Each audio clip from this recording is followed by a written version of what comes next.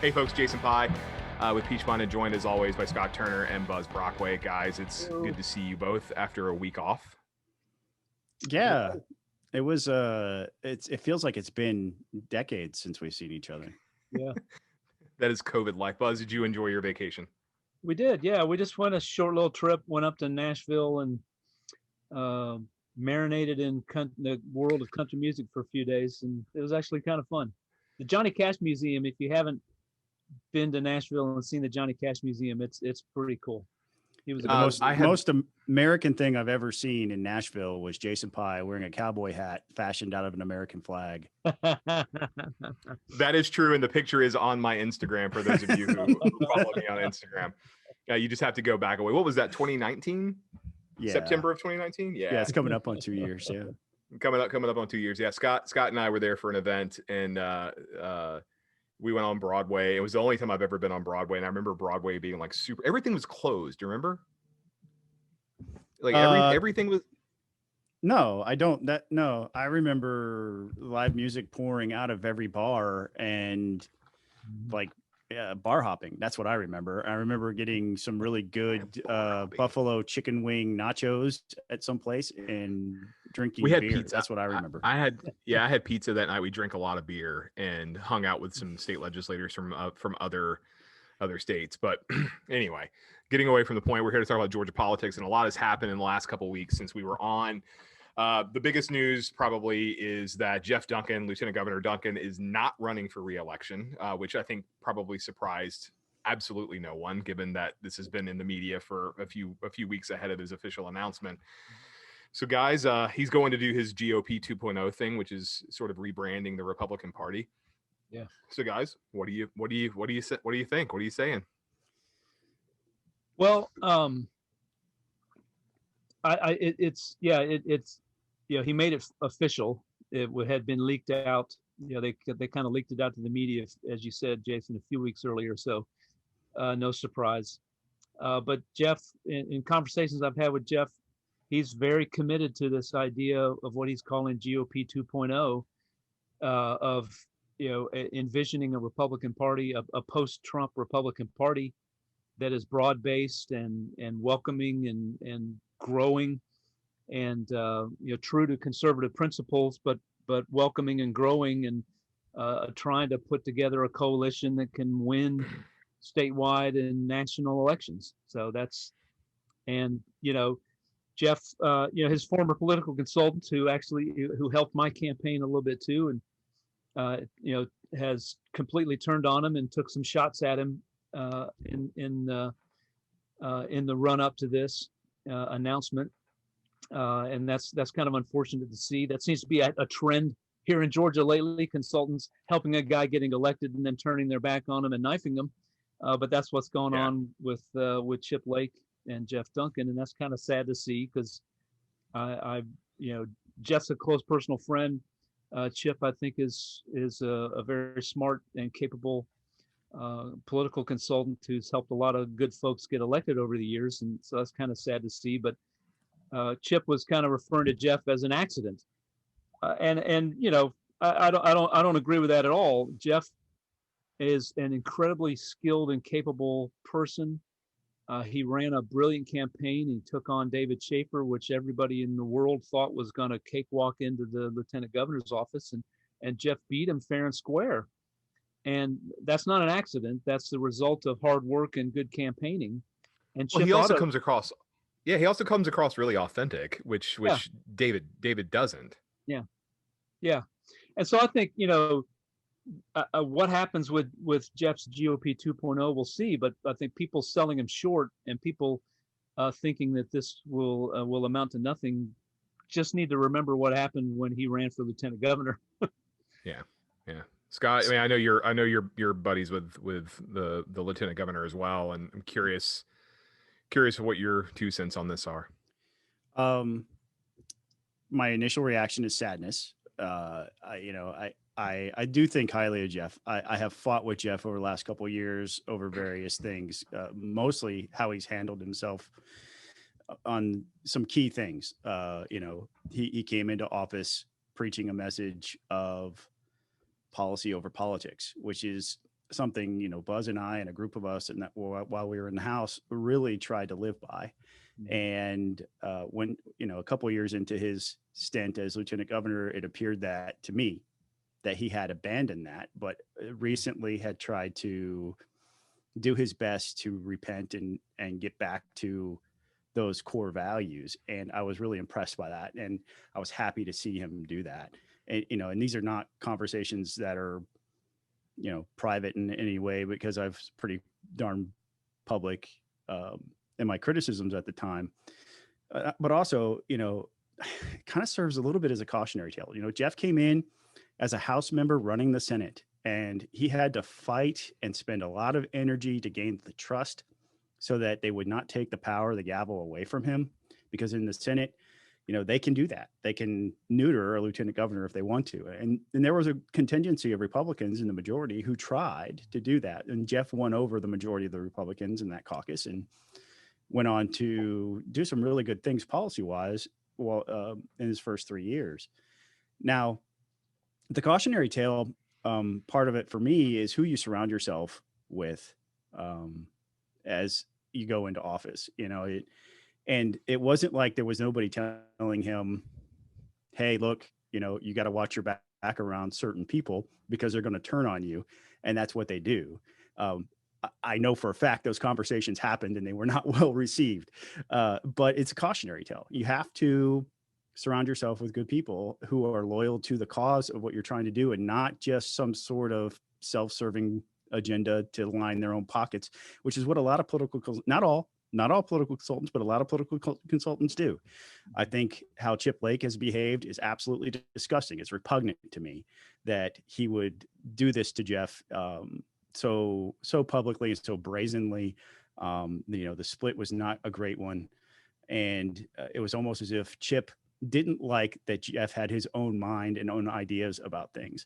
And I was proud of him for standing up for what he believed in. Now that he's going, I'm sad because that opportunity to begin replacing the culture of politics over policy with policy over politics is probably going to go away for a while. And that's sad. And I think we should recognize it. Yeah. It's really tough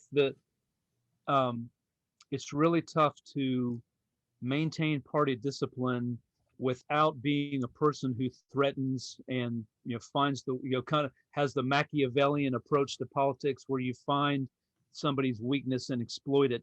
It's very hard to hold party discipline that way and get a group of independent senators are, and this is true in the House as well. You have a caucus. Everybody is elected by their districts. They feel like they're accountable to their districts, and they should at least. But then you've got to get the necessary votes to get bills passed. And trying to Scott and I are sitting here as guys who didn't always follow the party line. We voted our own way from time to time too, but it's a really tough thing to do, to try to do that without reverting to that Machiavellian way of finding somebody's weakness and just grinding them down into dust to get your way. And Geoff tried to do it the right way, and I think achieved a certain level of success. And if he had run again, I contrary to what some think, I think Geoff would have won. I think he would have won the primary, and we'll see next year whether this truly is a blue state or if Republicans can still win statewide. But ultimately, as Geoff pursues this GOP 2.0 thing, I think he's going to have to convince a lot of people that doing things the Machiavellian way is not the right way and doesn't produce the best results for people, and that's a tall task. Yeah, I remember there have been a couple of instances. Well, there have been several instances in which I've been very pleased with the way he has carried himself, and certainly the last 3 months, or not the last 3 months, I guess, from November to January were examples of that. I was very appreciative of the way he handled that, and we're going to do this by the book. We're not going to be bullied. And through the course of his term, and there were times where I agreed with things he had done. It's Georgia politics. You don't agree with everything everybody does all the time. You learn not to take when someone does something you disagree with personally. And I think that's the one thing that is becoming a lost art in politics. But yeah, I remember there was one particular, I may have told this story before, and if I didn't, I was going in for a breakfast at the White House over in the mess, and see this guy sitting over in the West Wing waiting for a meeting to start, also about to go into the mess.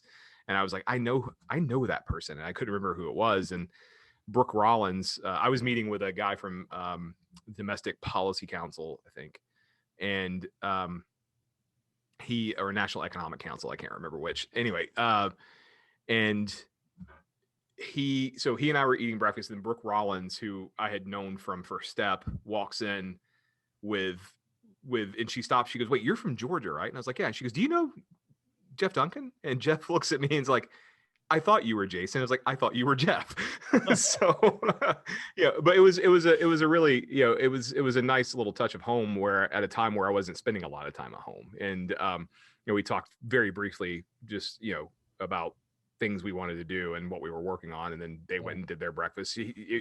Brooke was meeting with a bunch of lieutenant governors from other states. I think the lieutenant governor of Texas was there, and a couple other folks. But I appreciate him, and I'm sad to see him go. I wish he would run again. And Buzz, I'm like you. I think he would have survived a primary challenge. And like you, I question whether Republicans can win across the board in 2022 like they've done since 2002, 2004. But we would have seen. But that kind of brings me to the next thing. The next topic is who's going to replace Geoff Duncan. And we already have one entrant, and that is the Senate President Pro Tem Butch Miller, who is officially announced, or I guess I don't remember if he's officially announced, but Eric the Younger had a blog post a couple days ago over at Peach Pundit, and said he had seen news that Butch Miller is running for lieutenant governor. And I think this is, again, not a surprise. I think this has been discussed. I know I think we mentioned this on a previous podcast, that Butch Miller had gone down to Mar-a-Lago and met with Trump, or had a meeting with some Trump folks at some point. So I don't know if it was Butch. I think Burt did that, right? Burt yeah, Jones. Okay. Yeah. Okay. Yeah, but right. Burt Jones certainly has to be part of this conversation on who's going to replace the LG in this particular instance.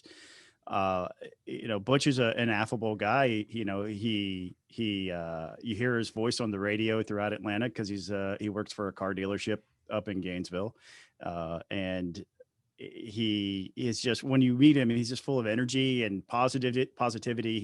He's a boisterous kind of a personality.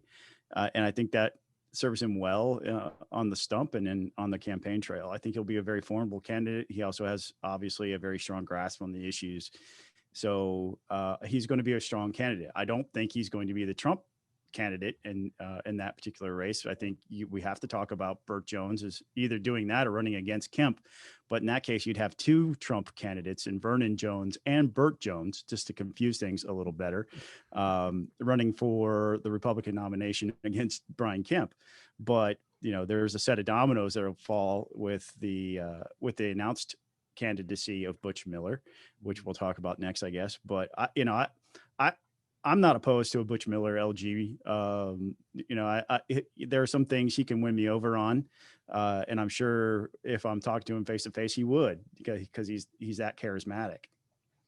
Yeah, he's a hard guy to dislike. So yeah, he will be a formidable candidate for sure. And I would expect that even if other senators like Burt Jones get in the race, that Senator Miller would have the support of pretty much everybody in the Republican caucus in the Senate. So they would line up behind him, give him money, and help him in their districts, because he's helped them. So yeah. Well, so since we're on the topic, has anybody else come out of the woodwork and said they're announcing for lieutenant governor? Because it seems like there's a new announcement. Like lately, it seems like there has been a new announcement like every other day of someone who's running for something. There is a activist, Jeannie Seaver, from the Savannah area, who announced some months ago that she was running against Geoff Duncan. She's still in the race, and there are two Democrats, Eric Allen from Cobb County, and Derek Jackson from Forsyth County. Right, he's from Forsyth County. Right? No, Derek Jackson's from South Georgia, right? Derek Jackson? Yeah, no, he's South Metro. Anyway, Not Forsyth County though. Maybe Fulton. anyway, Yeah. South is relative, so Yeah, we're eventually going to get this right, guys. Don't worry. Yeah, We're eventually going to get this right. I'm sure we'll hear from him that because I'm sure he's a faithful listener to the Peach Pundit podcast. We'll hear from him exactly where his district is. Well, so since Butch Miller, the current Senate President pro tem, is running for lieutenant governor, that opens up a leadership spot. yeah. A pretty significant one at that. Yeah, because he has to step down. Yeah. So I think the Senate caucus rules, somebody told me this week, the Senate caucus rules require him to step down. If it doesn't require him to step down, it would certainly be precedent, because when David Schaefer was pro tem of the Senate, he was told he had to step down, and he did. So it'd be interesting. And to see. Eric Johnson did as well when he ran for, I think, governor back in 2010. Yeah, so we'll see this action begin pretty much immediately now that Butch has announced that there will be a caucus election to replace him.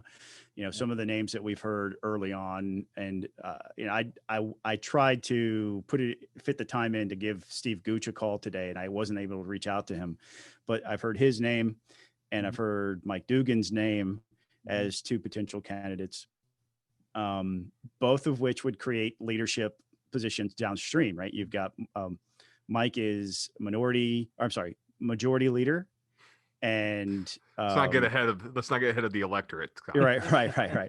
He's a majority leader, and Gooch Derek is Jackson is saying "from your lips to God's ears." That's what Derek Jackson's saying right now. Oh gosh, Gooch is the majority whip in the Senate, and so you would have a whole host of people. I mean, it's going to be a mad scramble over there, trying to fill the downstream positions if those guys try to make the jump up. And I'd be interested to know, this maybe get a little convoluted. Bill Cowsert has been in various leadership positions in the Republican caucus, but never president pro tem. You know, he's weighing from what I understand, weighing a run for Congress out in the 10th district. Would he? I was just about to say that. Yeah. And I think that now suddenly this is on the plate. Does he, does he decide to stay in the Senate and make a run at pro tem? So it would not surprise me. Yeah. This is one of those things, because like and I didn't have this on the agenda, but I just remembered it off the top of my head, was the pictures of David Ralston up, meeting with Leader McConnell and Leader McCarthy, and as well as Rick Scott, who's the chairman of the NRSC, the fundraising arm of the Senate Republican Caucus or Conference. So, I mean, but it was one of those things where it's like, we were discussing it, like, what does this mean? And my response was like, he would be giving up the gavel, one of the most powerful politicians in the state of Georgia, to be 1 out of 100 votes in the United States Senate, when it's very unlikely Republicans even are in the majority in 2022, after 2022. I think there's enough seats in play on the Republican side where it's unlikely that they win back the majority. It's hard and plus he's also older, and it's hard for me to believe, and he has baggage. It's hard for me to believe that he would actually be running for United States Senate. And it's a situation with Cowsert. It's like, it's a little bit different with Cowsert because one, you are likely to be in the majority in 2023 if you win that seat, but you're 1 vote out of 435. Right. You're not going to get a committee chairmanship. You may get a subcommittee chairmanship as a freshman, especially an experienced legislator. You may get a subcommittee chairmanship, but that's about it. You're not going to get on approps. You're not going to get on Ways and Means. You're not going to get on Energy and Commerce. Right. So, it seems to me, I guess for him, it may be appealing to go to Congress, but maybe you want to stay and be one of the highest ranking officials in the Senate. And still, even though it's not as powerful as governor or speaker of the Georgia House, it's still a powerful position. Still one of the most powerful positions. Right. And if he does, if Cowsert does decide to run for leadership and he wins, that might make up his mind. And if he loses, that might make up his mind. That's true. So I mean, right now he's kind of in a catbird seat. He could go, he could do one, and if it doesn't work out, go do the other. And that wouldn't surprise me either way. He's an ambitious guy. He has some very socially conservative views. He's a big back the blue guy. It's what he's known for. Tough on crime type of guy. And in this day and age, you could make a strong argument that would do well with an average Republican primary voter. Yeah. So Jason, you mentioned Speaker Ralston. He did make that trip up to Washington, and that's fueled a lot of speculation. The Atlanta Journal even had an article saying, well, perhaps we should add Ralston's name to the list of potential Senate candidates. So what I've been hearing is that Speaker Ralston, he's a lifelong Republican. There have been a lot of Republicans in this state who were former Democrats. He's not one. He was a Republican from the get-go at a time when it wasn't cool. But is it cool? Is it cool now? Probably not. But there was a brief moment where it was cool. But it's probably not now. But so what I've been hearing is that the speaker's not real impressed with the field that has emerged and the field that is rumored to perhaps emerge, and it's sort of a if I have to, if nobody else is going to step up and do this, then maybe I should. Now, how serious, whether that materializes or not, we'll see. But I think. We'll see. We'll see what happens. But if David Ralston wants to run for the United States Senate, I'll write a check to his campaign. Well, I'm sure there is some news right there. That might tip him off, and that might tip him into the. He might just form a committee just to get a check from you, Scott. So it will happen. I guarantee you. It may not be for very much money, but it will happen. Disclosable amount? I didn't say that. Because I think unlike the state legislature, unlike state races, I think it's is it still $150 at the state level? $100, yeah. Yeah. $100, yeah. So at federal, it was $250, or at least it used to be. I'm assuming it still is. But yeah, Scott, it's got to be $250 or more. It doesn't count. And this is why I will know, and so will God. And he'll know. This is yes, he will. This is so you will know. So this is why as a lobbyist I do not make political donations to any candidate. It's just it's my rule that I have. There's one particular candidate this cycle I would love to give money to. It's the senior senator from Utah. But I am not. I am resisting the urge to write a check to his campaign. So, moving on. Some federal. So speaking of Washington D.C. and all things Washington D.C., I am currently in the Imperial City right now. Imperial City. Bless you. Yeah. What's the vibe like up there? The heart of darkness. Tell us what it's like up there. We'll tell you what it's like in the real part of the United States. Well, so. Here right now, I mean, there's still fencing around the Capitol. If that tells you anything, well, they've around ours too. So okay, yeah, they've reduced they've reduced the fencing or the perimeter of the fencing. So basically, right now, back in immediately after January 6th, it was around the House and Senate office buildings. I mean, it was a huge perimeter that went basically to across the street from Union Station to the other side of the Capitol complex. Wow. To behind like Cannon and Longworth and Rayburn. So it's not that big now. You can actually drive down Constitution, which makes my drive into the office a little bit easier. So it's my wife is texting me. So it's but at the same time, like the vibe in the amongst like members' offices and just the general sense of everything sucks right now. Like everybody hates each other. There is some measures of bipartisanship, like the Senate Judiciary Committee is marking up 3 pieces of legislation I'm working on, which is good news, and it's bipartisan legislation. And we're seeing, and like criminal justice and civil liberties issues seem to be the only areas of bipartisan cooperation right now. Otherwise, everybody hates each other, and it's pretty evident that everybody hates each other. And I mean, hate's a strong word. It's there's not a lot of cooperation otherwise. Question for you, Jason, and this isn't a topic that we discussed, but I'll throw it out there. Police reform.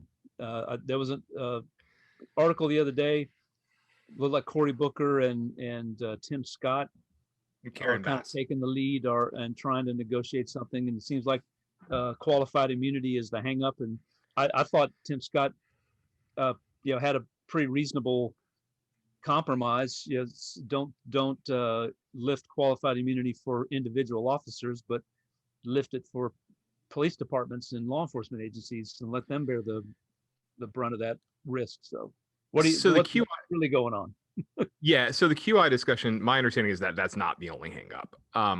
QI is a big one, but there had been some signs that even Chairman Durbin, who chairs the Senate Judiciary Committee, had even said, like, we can, like, he seemed favorable to such a comment, like, or to such a compromise, that in the technical term, the term for what Tim Scott has proposed is respondeat superior.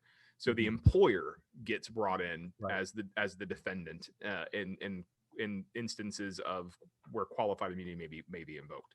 Right. And I know some other I know there was a Senate Democrat who had mentioned that as a potential compromise as well. That Senate Democrat is not involved in the negotiations, as far as I understand. He may be there's two different groups. There's a small group, which is Scott, Karen Bass, and Senator Booker, Congresswoman Karen Bass and Senator Booker. And there's a larger group that is working on this too. That senator I mentioned may be involved in that group, but he's not involved in the smaller, the smaller group. Respondeat superior is a pretty interesting proposal. It is a way to get around it's a way to allow the precedent that has been created out of thin air by the Supreme Court to remain intact. It may even make it easier for the Supreme Court to address QI in a way that reduces or kind of walks it back a little bit. Maybe, I don't know. But the respondeat superior stuff is pretty interesting because 99.98% of the cases, there's a study that came out back in 2014, and this author concluded that 99.98% of the cases, and that's not an exaggeration, that is the actual number, the officer does not pay. It is the municipality that pays. Right. So, I mean, and she even documents those instances in the paper.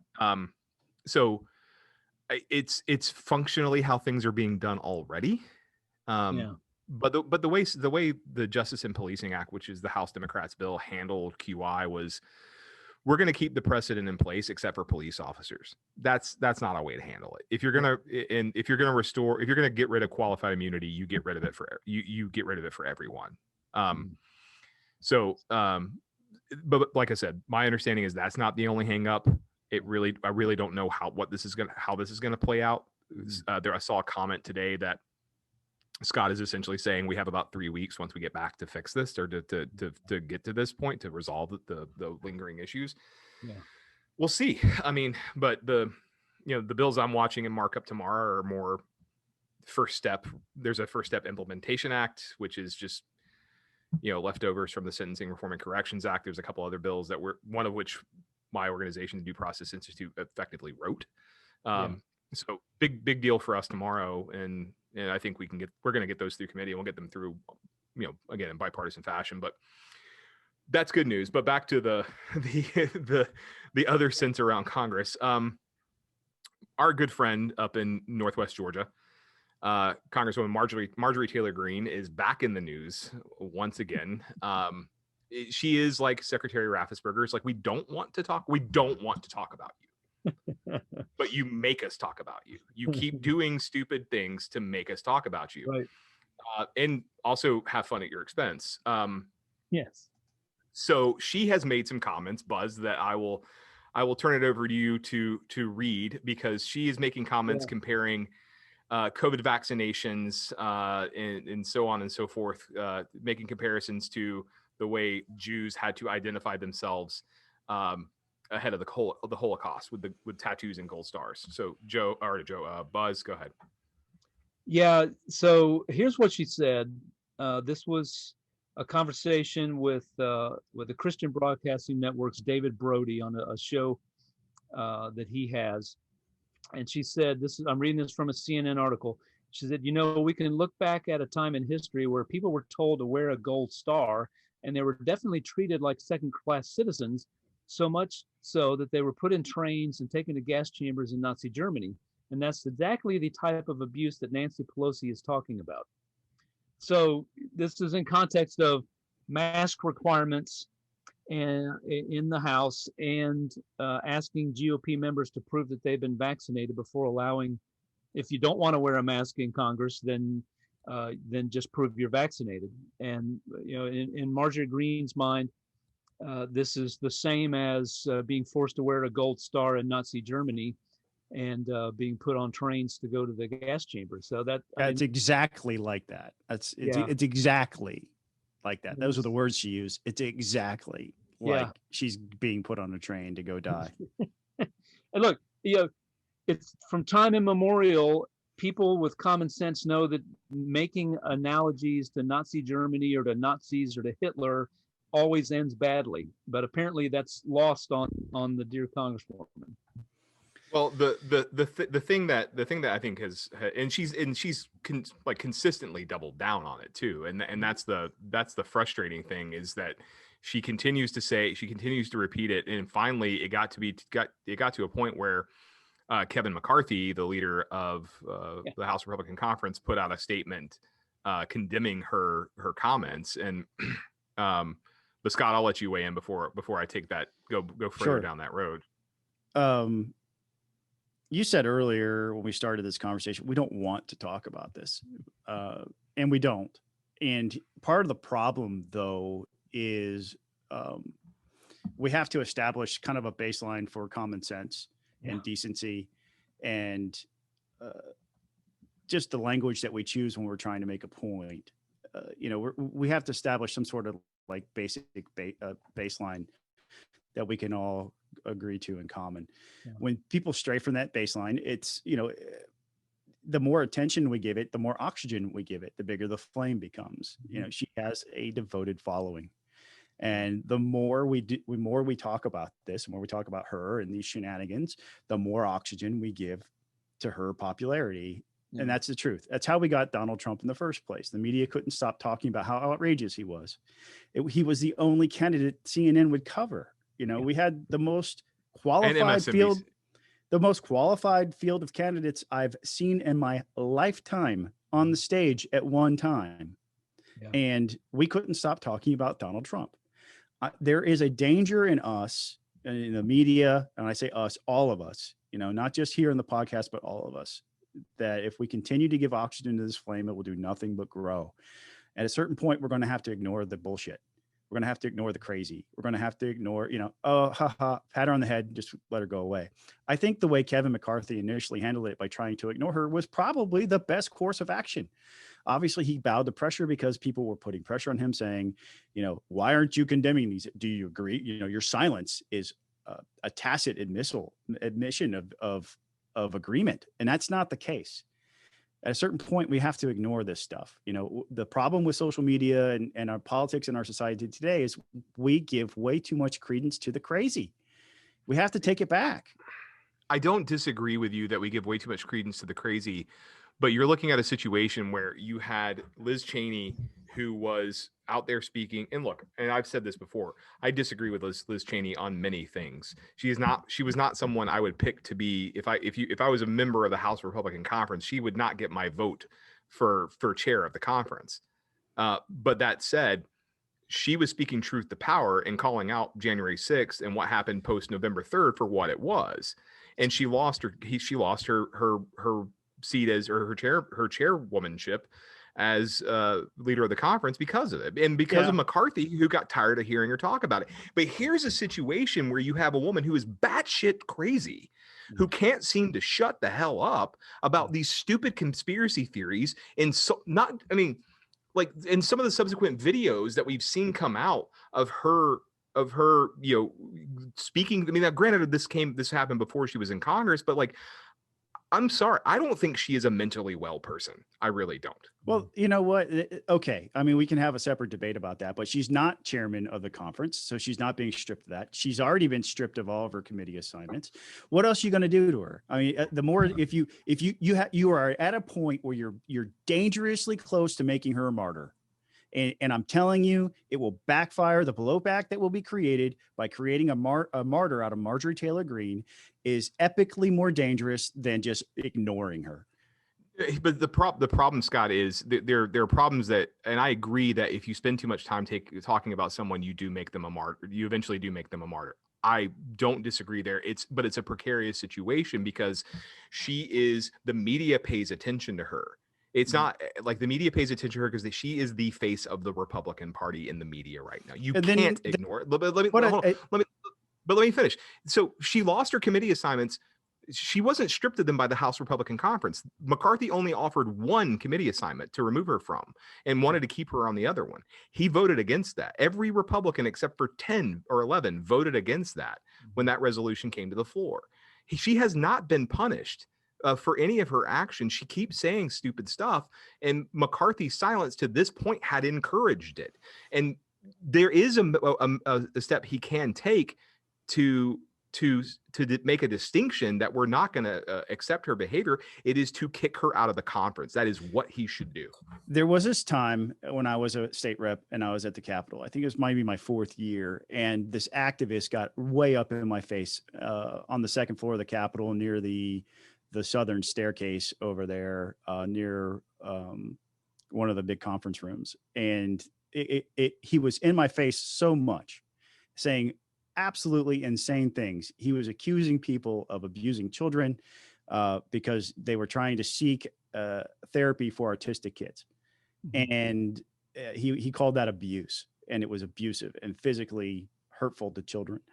And I let him sit there and scream at me. And the state trooper came over. It was such a big scene. The state trooper came over to me and he said, "Is there a problem here, Representative? Do we need to take care of?" And I said, "No, sir. This gentleman has a First Amendment right to be a dumbass, and we're going to let him be a dumbass." And that's what we need to do here. It completely disarmed the situation. We labeled it for what it was. It was dumbassery on the part of some guy who's, so she's crazy, so she says stupid things. So the more you punish her, the more you empower her. Well, and that's the thing is freedom is just another word for nothing left to lose. You are handing her the keys to the kingdom by continuing to berate her and demand, these censure things.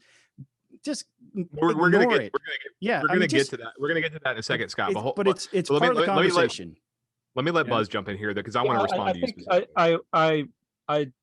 I have to disagree with you, Scott, because I think what she's trying to do, Marjorie Taylor-Greene is trying to build a platform, build a bigger platform. She's pretty much said, with all her visits to Trump and so forth, she wants to be the heir apparent to Donald Trump. And so if we ignore her, if nobody covered her, then she would do even more outrageous things because she's got to get that attention. She wants to get that attention. So I think, continue. I don't think there's going to be any choice. The media is going to force us to cover this. Just like with Cynthia McKinney, the more outrageous things that, older Georgians will remember Cynthia McKinney doing outrageous stuff all the time.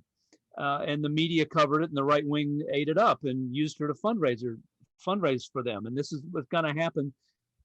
Even if the media quit covering her, Democrats would plaster all over the place. So it's unavoidable. But there's a solution to that. And he's trying to become the heir apparent to Donald Trump. And this is part of her plan, in my opinion. This is she's crazy like a fox because you're right. Yeah, she's taking all of this. She's following the Trump model of being a victim in every situation. See, they're all against me. All these powerful forces are against me, and all I'm trying to do is fight for you. And that all that's doing is building her profile. But it's unavoidable. What's going to have to happen is Republican voters are going to have to say, we don't want this type of representation in Congress. That's what's going to have to happen. Yeah, but you make that less likely by continuing to add fuel to the fire. The last thing I'll say about this is a seasoned politician, especially one in leadership, would be able to pivot. Whenever they are attacked about not being loud enough about Marjorie Taylor-Greene's, like, everybody knows what Marjorie is. We're more focused on making sure the American people have jobs and that they're safe from foreign threats and that America first, and fill in the blank. You pivot to while you're talking about somebody who's completely ineffective and crazy, I'm working on important things, and you pivot and you put it back on the person that's asking the question. You absolutely do. I know that this has gone out of favor with the average politician, but it absolutely works. you come across as somebody who's reasonable, is focused on the more important things. And I think that's what the average Republican voter is dying to see out of their leadership right now. You know, this whole own the libs meme that we're in right now, it's just not working. And No, it's not. it will absolutely, if somebody actually begins to show some leadership and pivot back to the important issues in the same breath as dismissing the criticism about Marjorie Taylor-Greene, we will get back on track as a party and as a country. But let me. So I mean, look, Scott. I mean, like at the end of the day, like the thing is it's not that I disagree with you. That I do agree that if we ignored her, well, I should say in a perfect world, if we ignore her, yes, she might go away. But the problem is we don't live in a perfect world. The media has its own agenda. It's all about politics. The media is going to cover her. They are going to make her the face of the Republican Party. She already is the face of the Republican Party. You can't pivot in situations like that. You absolutely can. Work. No, it hasn't been tried. Today's media environment. Well, I'm sorry, it hasn't. It's not being tried, and I'd be willing to try it. You know, anybody asked me about Marjorie Taylor-Greene. People ask me about Donald Trump as a state house rep. I'm like, you know, that I just think DC's really messed up. But let me tell you how I'm going to get your roads fixed and how I'm going to make sure you have kids and you know, a good number of kids in classes. It's easier to do as a state legislator, Scott. You know it. No, it's not. It can be done anyway. This is a scalable tactic. It absolutely is. It's just not being employed. No, I disagree. I think look, and at risk of, I'm not going to say who told me this, but I remember a House leadership staffer told me that the way they were looking at the situation is that she gets 3 strikes, and on the 3rd strike, she's out. When is that? Like, I'm at this point right now, I'm counting 27 outs. So when are we getting rid of her? When are we gonna do something about her? And like, I agree, you can't expel her. You can't expel her from the House because she hasn't done anything specific to violate the rules. And I even said that stripping her of her committee. Well, I didn't say stripping of her committee assignments was a bad idea, but what I said was that she had other opportunities to engage in the legislative process other than committee. She can speak on the floor. She can introduce amendments. She can still introduce legislation.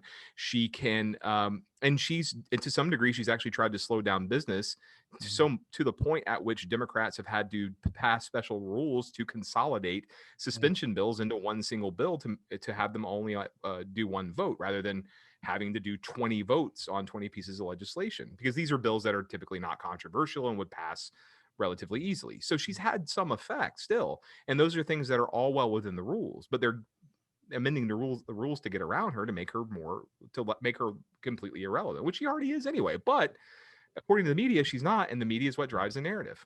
But this is part of the, I mean, Scott, I do agree with you that what people are hungering for real leadership, and they're hungering for talking about issues, and they're hungering about real solutions.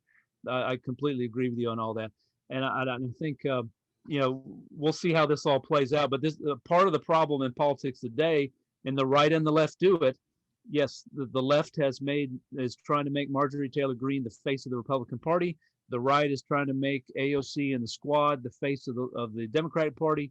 Although I would argue that the squad has a lot more influence on the Democratic Party than Marjorie Taylor-Greene has on the Republican Party. But this is the sad state of politics that we're in, where we take the most extreme and we say that's representative of every single Republican or every single Democrat. And it doesn't just end. I mean, just watch Twitter. You know, one crazy person and they write an article on CNN about their hot take on some issue, and then they represent that as mainstream.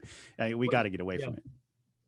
Since we're on the topic of First Amendment, Amendment, editor of a news organization, I would say no article will be published quoting anyone on Twitter on anything. So since we're on the topic of First Amendment activities, 2 Georgia Republicans, Congressman Jody Hice and Congressman Andrew Clyde, are the subject of censure resolutions filed by Congressman David Cicilline from Rhode Island, Cicilline being a Democrat, for playing down, and I would even go as far as to say as whitewashing the events of January 6th. And just Congressman Hice essentially said, let's see, what did he say? During a May 12th committee hearing in the House Oversight and Reform Committee on January 6th, Hice said, "Another narrative I want to bring up is that the media claims that the tragic death of Officer Brian Sicknick was a result of pro-Trump mobs bashing his skull with a fire extinguisher, which we all know did not happen. Officer Sicknick, his autopsy revealed that he suffered no blunt trauma. In fact, his mother has since come out and said he died of a stroke. In fact, it was Trump supporters who lost their lives that day, not Trump supporters who were taking the lives of others. And Congressman Clyde was even, I'm not going to give you all the comments he said. You can go to peachpunted.com and go to my May 13th post and watch the video. But he basically said that there was an undisciplined mob. There were some rioters and some who committed acts of violence. He said it wasn't an insurrection, and just basically compared it to an ordinary tourist visit. But then subsequently, there's been a picture of him pushing up things against the doors at the House chamber, like creating a makeshift barricade to keep people from coming into the House chamber like they did in the Senate side. Congressman Hice's comments, I think, were silly to some degree, but not something worthy of a censure. Congressman Clyde's comments were a lot more concerning and more of a whitewash of the events of January 6th, I think, than people really want to admit. And that's kind of been the Republican narrative, is to try to play down the events of January 6th. That's why Liz Cheney is no longer chair of the conference. In addition to not really liking Donald Trump all that much, but join the club. So you're in a situation here where there is activity, members are giving their opinions in a committee setting. There are things that are unpopular. The events of January 6th are still a sore spot for a lot of members of the House and Senate, particularly amongst Democrats. I don't know. I would say that a censure resolution seems to be a little bit much in this situation. Where's the bar, Jason? That's my question. I mean, at what point do you lose the right to just simply be wrong? You know, and how wrong do you have to be before we start censuring everybody? Because if being wrong is the new standard, then let's file censure resolutions on everybody in DC, because everybody is wrong from time to time. Now, I'm not trying to talk down or whitewash or ignore the significance of the comments, but you said it yourself, it's a bit much. I think it's over the top. You know, where's the bar going to be moving forward for when somebody's going to get censured for something that they said? It's very concerning to me as somebody who supports the idea of freedom of speech. Well, I would also say that and Buzz, I'll let you get in here in just a second. I would also say that the censure is, other than expulsion, one of the highest forms of discipline in the House of Representatives. A lower form would be a reprimand. But I mean, looking at the Congressional Research Service has a paper on censure, and looking at the most recent censures. It's not hard to see that this has been reserved for very specific instances of impropriety. That this probably is not one that falls in that category. Let me just give you since 1980, you have receipt of improper gifts, ghost employees, improper personal use of campaign funds. That was Charles Wilson from California. Sexual misconduct with a House page in 1983. Another sexual misconduct with a House page in 1983. And then the most recent censure, this paper was done in 2016. I don't recall if there's been one done since then, was against Charlie Rangel, misuse of congressional letterhead for fundraising, impermissible use of rent-controlled facility for campaign headquarters, inaccurate financial disclosure reports, and federal tax returns. So we're talking about... None of those are for words, right? None of those are for... That's correct. Saying something outrageous or inaccurate. So... Yeah.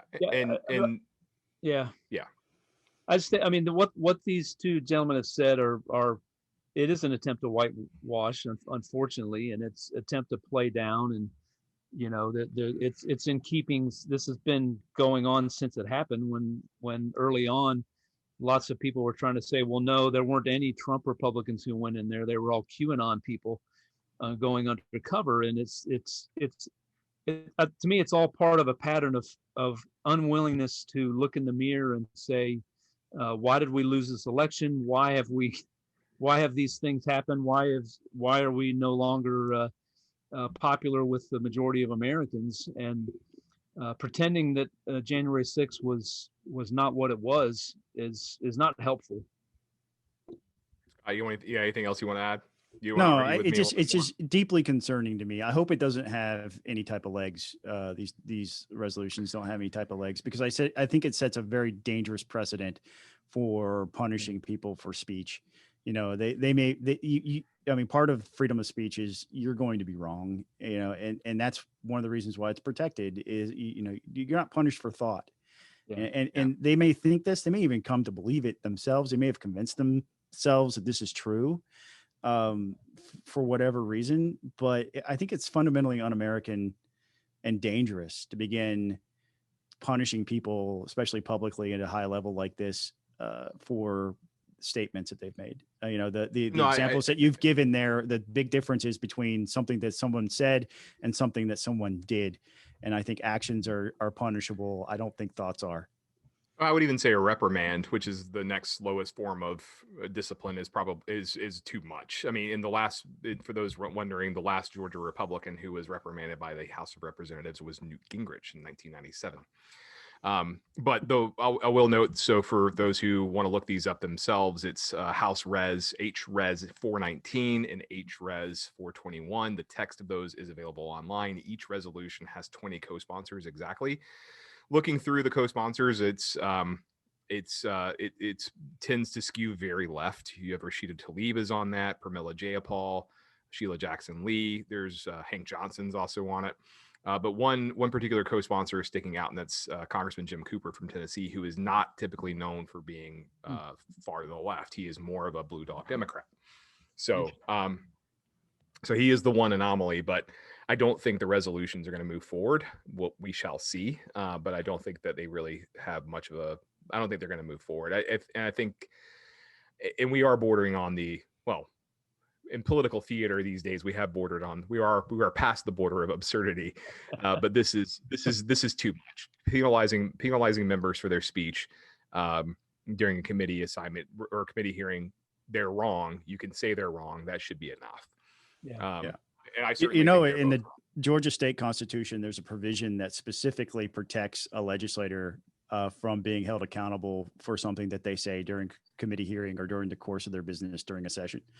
You know, maybe it's time for the House and the Senate to adopt those types of rules. Well, it's funny. It's funny you mentioned that, because looking at this CRS report and some of the previous reprimands and censures that have occurred, some of the reprimand or censures actually that happened in the 1800s, particularly the 1860s, were for unparliamentary language. So I'm wondering what specifically was said, considering those censure resolutions came down in just a couple of years after the Civil War concluded, and the members who made those comments, oddly enough, were New York. Two of them were from New York. One of them was from Idaho, and that was within 2 to 4 years of the Civil War concluding. So Idaho would be the anomaly. A New Yorker is always a New Yorker, always. Well, that's Trey Young, yeah. right? I mean, look. You look at some of the early censures. I mean, some of these. The first one that's on record here in the CRS report was insulting the Speaker of the House, Scott, and I've never done that. Not once. I'm teasing. Just say, for the record, it never happened. No, I know. I'm teasing. But, like, you know, supporting the recognition of the Confederacy. I mean, there's a list of these, but more recently they have involved actual infractions of the law or alleged infractions of the law. So you're getting into more serious criminal conduct when it's all said and done towards the end of those. But before we wrap up, we have a new entrant in the House race in Georgia's 10th congressional district, with Congressman Hice leaving and running for Secretary of State against Secretary Raffensperger. This new entrant, his name is Matt Richards. He hails, I assume, from near the Athens area. Buzz, this one was yours. You brought this one up, so tell us about it. I don't know this gentleman. I don't know much about him. All I'm doing is quoting talking about what the Fox News article said about him, and he's apparently a successful business owner who built his own business, who intends to pump $1 million of his own money into his campaign. And actually the photo that accompanied the article was kind of interesting. He's standing there with a sledgehammer tossed over his shoulder, and I don't know if that's because of the line of work he's in, or if that's what he intends to do to his competition or whatever. But anybody who says that they're going to plunk $1 million down, I think, probably going to make some noise in that race. And how successful he'll be, we'll see. We have other candidates. Representative Tim Barr, who was a colleague of Scott and mine, and Paul Brown has officially announced as well. I don't know of any. There are numerous other rumored candidates, but I don't know of any other formally announced candidate in that race on the Republican side yet. So, yeah, I mean, we mentioned Bill Cowsert earlier, but I'm not aware of any, and he's a rumored candidate, but I'm not aware of any other announced candidates. Scott? No, I don't know who this guy is. I will say it is not without precedent for somebody to saber rattle and throw a bunch of money in a race in an attempt to get people to either not run or drop out. I'm not saying that that's the case here because I don't know this guy, but I've seen that tactic played out before. There was a House race here in Georgia that was opened here in Cherokee County, actually, the 23rd. It was an open seat at the time, and there was a guy who came in and he threw $200,000 into his campaign account. And when 4 other people announced, he withdrew the money and announced that he was no longer seeking the nomination. So I think he was just trying to scare people out of the race. So I think that could be one of the things at play here. Yeah. I think he'll be in for a rude awakening, especially since Paul Brown cannot not be a candidate. he there's something in him that must be a candidate. He has to try. He's compelled to try. There's a compulsion there. I don't think it's his choice. I think there's something telling him he has to, and he can't let the opportunity go by without at least trying. So I think that Tim Barr will be a formidable candidate. He's very well liked and respected amongst his colleagues. He's an affable guy. He's just a very sweet human being. I will pray for Tim if he actually wins, that the place doesn't eat him, that some swamp creature doesn't take a chunk out of him because he's that nice of a person. Well, I'm sure Mr. Richards says if he doesn't have a consultant already, they are lining up around the block ready to help him spend that $1 million. So, well, yeah, absolutely. Can we talk about a moment about how Fox News didn't cover the announcement of anybody else except this guy? That was strange to me. They mentioned Paul Brown as a state representative, which was factually inaccurate, and Tim Barr as footnotes as, there's these other 2 guys in there too. And then the rest of it was about Jody Hice challenging Brad Raffensperger. Yeah. And that was the article. The article flowed. They don't know much about him either. So the demolition guy with the sledgehammer, 1 sentence about Paul Brown and Tim Barr in the same sentence, and then a whole section on Hice challenging Raffensperger.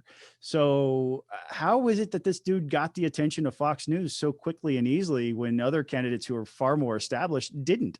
Yeah, that $1 million gets you some good political consultants who may have national connections. I mean, look, if he has an FEC report, and if somebody will talk for a second, I will go look and see if he has an FEC report to see if I doubt he's made any filings so far, but yeah, it was just today was the announcement, right, Buzz? It wasn't something. Was it? Yeah, it wasn't. Yeah, I think that the Fox News was the first to really cover him.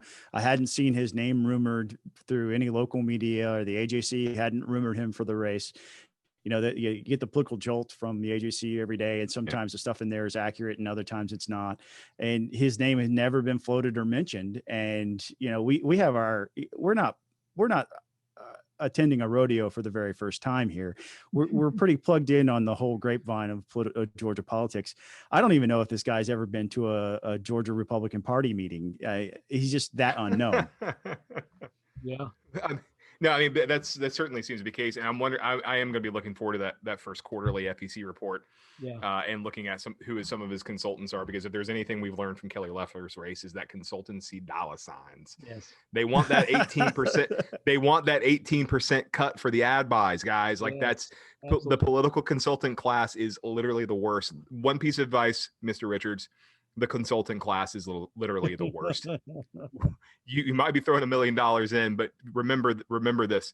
Yeah, they're going to get $180,000 and money don't buy you love off the ad buy, and money don't buy you love. Money don't buy you love, and you might think that they love you right now. They ain't your friends. They ain't. They'll love you till the $1 million is spent. And they'll ask where the next $1 million is. Yeah. Look yeah. how fast some of these look how fast Raffensperger's political consultant turned on him. Yeah. Look, Chip Lake and Geoff Duncan. These guys will sell you out the first chance they get. Scott? That seems like a very positive note to end this podcast on. Can we maybe sing a happy song before we go and just, end on a really happy, We can talk about the Hawks. Hey, the Hawks play tonight. Try to go up basketball on the basketball is the worst, man. Hey, but it's defeating New York. Look at that, Buzz. You found something that Jason Pye hates. How is that even possible? I know. I didn't say hates. I said basketball is the worst. That is what I said. On a positive note, I am returning to the great state of Georgia on Friday. I'll be making my drive back. I expect both of you to call me and keep me company for the 9.5 hours I am on the road. So maybe I stop off in Camden, South Carolina for once, because I've been telling myself that I'm going to do it and see the Revolutionary War battlefield. That is currently on my to-do list. We'll see if that remains that way, because I may just be, because once I get closer and closer to Columbia, I know I'm in the home stretch. So yeah. You're like a horse that sees the barn. That is when I'm like, I have never when I get to Augusta, Columbia's like, all right, I'm 60 miles from Augusta. I'm getting closer. I'm making progress. When I get to Augusta, it's like, can I go 95 on I-20? Will they pull me over? I just want to be off the road. I don't care where I go. I just want to be off the road at that point. All right. Make sure you download, like, subscribe. Make sure you visit peachpundit.com for the latest political news, at least the big stuff. We don't cover the stupid stuff. We cover bigger stuff. So make sure you go to peachpundit.com. Make sure you go to Apple Podcasts, download this. And with that, we will see you next week. We hope you guys have a great weekend. And Scott Turner is wrong about everything. Have a good one. You're not the only person who thinks so. Later, guys.